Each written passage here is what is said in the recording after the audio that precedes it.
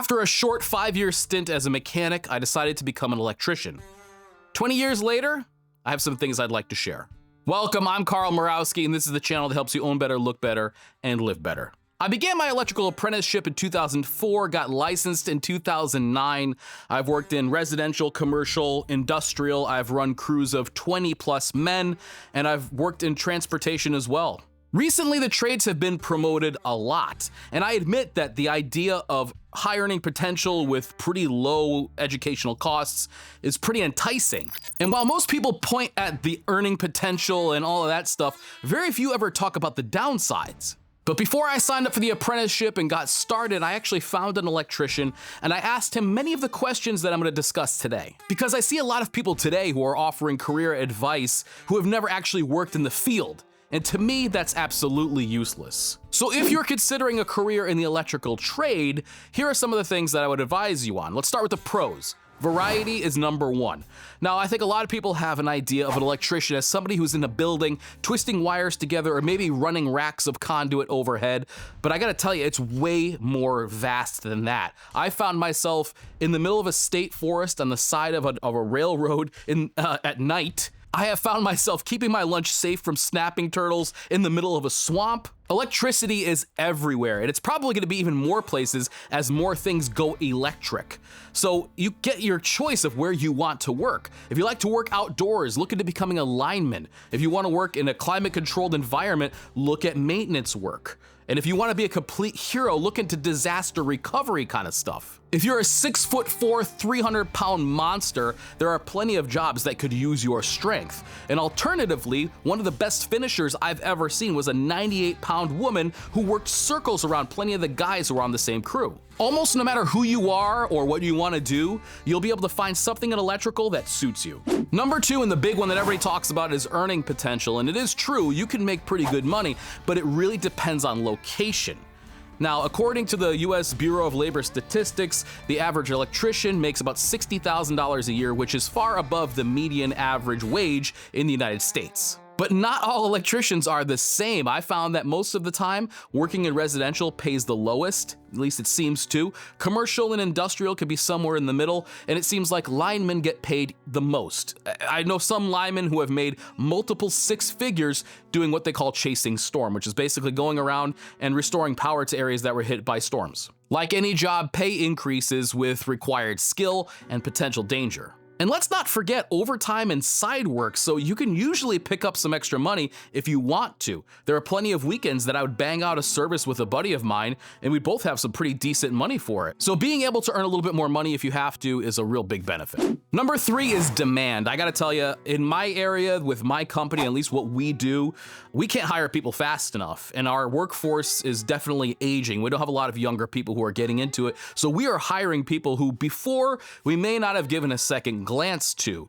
So what that basically means is if you're a halfway decent worker, or at least you have the ability to be taught, you could probably get a job and keep it. And I have to tell you that in the last 20 years, I've never been laid off. I've never had an issue with working. I've always been able to earn my 40 at the very least, and it's never been a problem. So depending on where you live, of course, as long as you're a halfway decent worker with a decent work ethic, you'll be able to find work. Number four, job satisfaction. There's no doubt that there is a big sense of satisfaction when you flip the switch and the lights come on, or you're able to restore power to an area that didn't have it before. There is definitely a sequence of events. The thing doesn't work, or there isn't power there, you do your job, and then there is power there. So there's a great result to your labor. One of the most rewarding times of my career was after a storm knocked out electricity in this area for about 11 days, and I spent that whole week going around and hooking up generators for different people. Just the looks on their faces when they actually had power. And I got all kinds of cool tips too, like one guy gave me some maple syrup from his farm, and then, just people were very thankful, and I met some really, really cool people doing that. That was the kind of job satisfaction that I have never found at the bottom of a spreadsheet. Number 5, job security. Now, your job is only secure as long as you're a good worker. If you're a slug, I mean, there are people that my company will never hire again, and as long as you find ways to keep yourself useful and keep your hands moving, you're probably gonna be okay. And I saw the housing market collapse of 2008. I transitioned over from doing residential to doing commercial. The demand will increase, and as long as you're able to kind of think on your feet and go where the work is, you'll probably always have work. So the idea of being laid off and then back to work and then laid off and back to work, at least where I live, it's only for people who either want that kind of lifestyle or other companies don't really want to hire. All right, let's talk about some of the cons to being an electrician.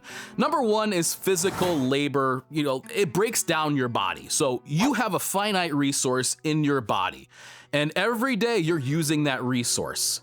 And guys who are in their 50s and 60s simply can't move as fast as guys in their 20s. I certainly am feeling it now. I really don't want to be going up and down ladders all day, pulling wire overhead. That kind of stuff really beats you up a lot more as you get older.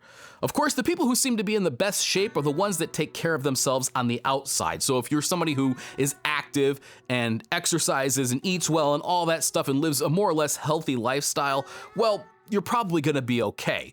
But if you're somebody who's having a Monster Energy drink for breakfast and drinks yourself to sleep at night, yeah, you're probably not gonna be in this game very long. But it's not as bleak as it may sound, because most people eventually will join the support team that's behind the electrical installation. Some will get into more supervisory roles where they'll be running crews of men, ordering material, kind of looking ahead and working on coordination.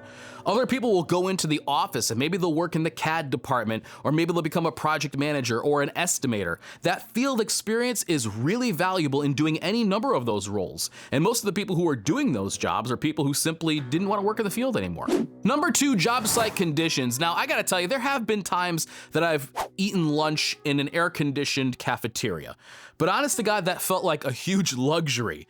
Although most of the time, big jobs now will set up some sort of cafeteria with picnic tables and stuff like that. But for the most part in my career, I have eaten at my toolbox or in my van or someplace on the job site, down in the utility room, something like that. The porta potty situation is a whole issue in and of itself. It's disgusting for the most part. Some nasty person goes in there and usually messes it up before anybody else gets to use it. And if you've never been in a porta potty on a 90-degree day when nobody's cleaned it for a few days, you know, so it is getting better on some job sites.